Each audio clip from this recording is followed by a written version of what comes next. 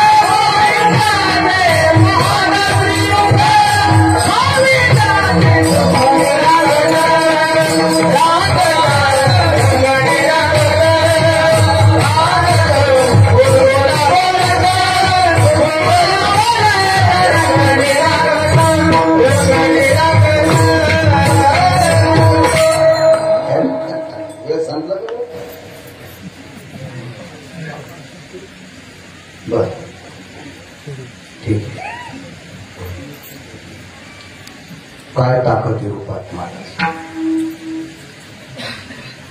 एका बाईकडे एक महाराज गेले. बाईकडे नाही तिच्या नवऱ्याकडे गेले पण या आधी गेले. बाईकडे गेले म्हणलं पुन्हा अपभ्रष्ट. बाईच्या नवऱ्याकडे गेले. बाईच्या नवऱ्याच्या गाडीला 222 दिवे होते म्हणजे 222 मंत्रीपद त्यालाच होते. इतका मोठा मंत्री होता. त्यानं सही केल्यावर सगळे मरत येत. 222 कामं एकट्याकडे बाया पण त्यानं सही केल्या की मरत.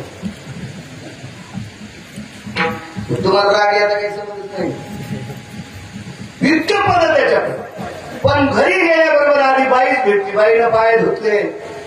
महाराजांना धुले काय माहित मला वाटतं ते नसतील धुले अधिकारी महात्मा. हे 6व्या क्रमांकाचा संन्यासी होता.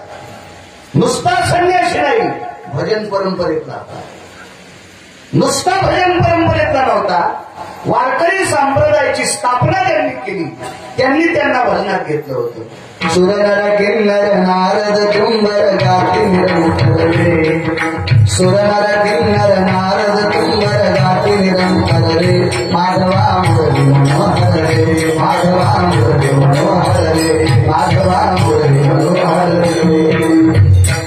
नारद तुंबर देवर्षी नारद यश गेले. माय खुशाल आहे हो बरं काही जरा उचकानानं बोलली. जिल्हा आणली थोडीशी. बाई म्हणली त्रिभुवनात माझ्या इतकी सुखी कोण नाही. ते संन्यासी होते कधी तुमच्या माझ्यासारखं थोडंच महाराज होतो पाकिटावर येणार.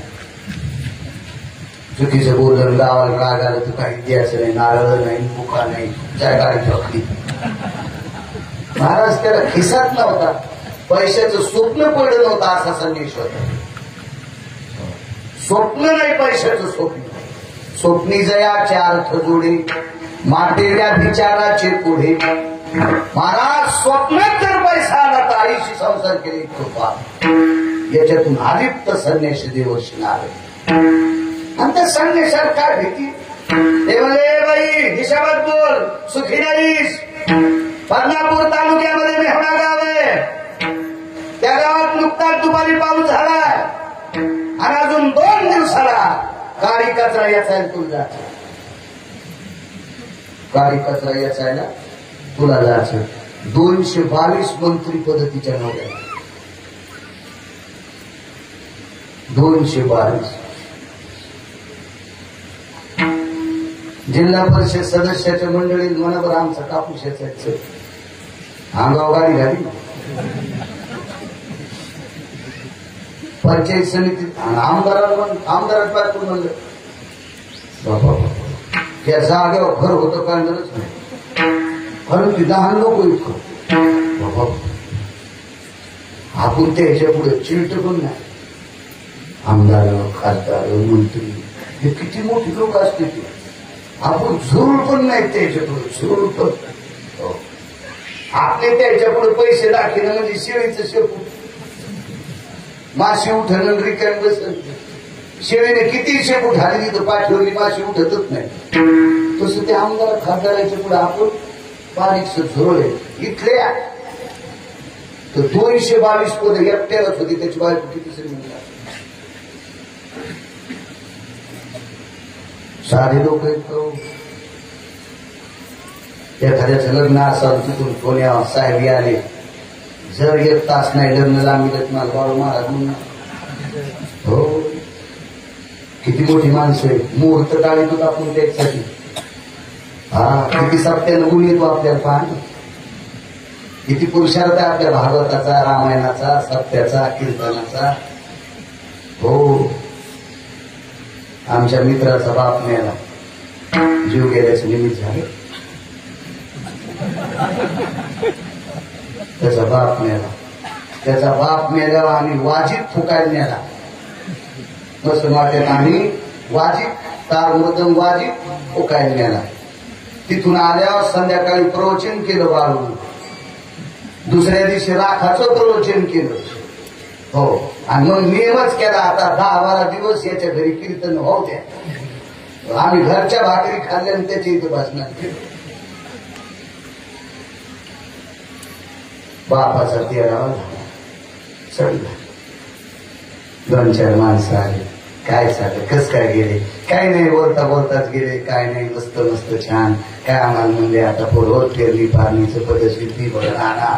म्हणलं नाही पंढरपूरला जा. इतकं तरी जोर माथा होतं ते आमच्या मित्राचं. हो हे खतगीत आणून अरे पाण्या पावसाचं रानात गाड्या जात नाहीत. आखड्यावर खतगीत नेऊन पहा. मला बैलगाडी कसं सांगितलं आणि गेले.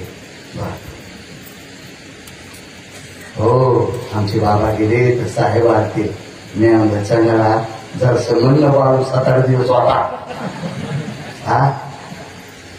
तो बाप फुकून दिल्यावर ढोळ्या कोंबड्याचा वास येऊ लागला.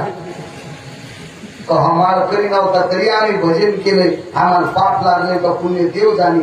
आमचं तिळभर नाव नाही. आणि साहेब आले सांगायला. मोठाले माणसं इतकी मोठे असतात. मला वाईट नाही म्हणायचं. धनवंताला ही सर्व मान्यता. मोठ्यांचं इतकं तुम्ही 1000 लोक तरी येऊ द्या. एकच मोठा येऊ द्या. या स्टेजवर कुठे मोठे असतात. इतकी जाऊ नका मोठ्याचं. मी याच्यात तुम्हाला वाटतं काही पुढे नाव ठेवायला हात द्यात नाही. मी मोठेच म्हणतो. बायका किती हुशार असतात पण. मोठ्याच्या घरची बाई आली की संक्रांतीच्या दिवशी पितळाचं बघू देती वाहणार. आमदाराची बायको आल्या, मंत्र्याची बायको आल्यावर चांदीचं बघू देते. जिल्हा परिषद सदस्याची आल्यावर गुळाचं ढेकून देते. पंचायत समितीची सदस्याची बायको आल्यावर 8-10 किलोचं गुळाचं ढेकून देते. सरपंचाची बायको आल्यावर 1/2 किलोचं गुळाचं ढेकून देते. आणि ड्रायव्हरची बायको आल्यावर शॅम्पूची पुडी देते. होंडी वशील होंडी. केस राहणार नाही तुझ्या डोक्याला. केस मोठ्याच्या घरच्या आल्यावर कसं काय करायचं, कसं कसं. हा आपल्या वागण्याचा नालायकपणाचा कळस आहे. माझ्या अधिकारी लोक कोणा मोठं म्हणते ते पंढरपुरातल्या माणसं कोण मोठ्या नाही ते का. आमच्या मित्राचा बाप मेल्यावर किती मोठाले आल्या उठून बशीला असते आणि तिथं जर मौनगिरी असते तर ते म्हणले असते यमा राहू दे 7-8 दिवस याला पेरणीची वळवले ते पेरणी पाहूनच म्हातार मरू दे. महाराज यमाची टप्पर नव्हती ही मोठी मोठी नारद मोठे आहेत महाराज. नारदांच्या बाई हिशोबात सांगितलंय बाई बदनापूर तालुक्यात मेवणा गाव आहे. पाऊस पडला 2-3 दिवसात वापसा होत्या लोक पाया घालतील काय कचरा याचं तुला जावं लागलं.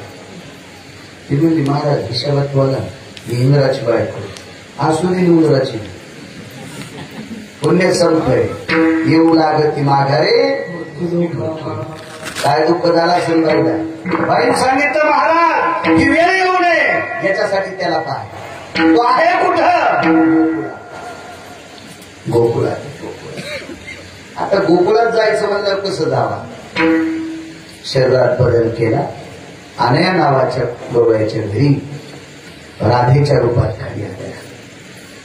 पाणी भरण्याचं निमित्त मी पाणी याचे गोविंदाशी चट म्हणजे आवड आणि मिस म्हणजे निमित्त पाण्याचं निमित्त होतं पण आवड खरी होती. त्याच्या दारातून जाऊन त्याला जाता येतं काम भरला उलंडोनी रिता करी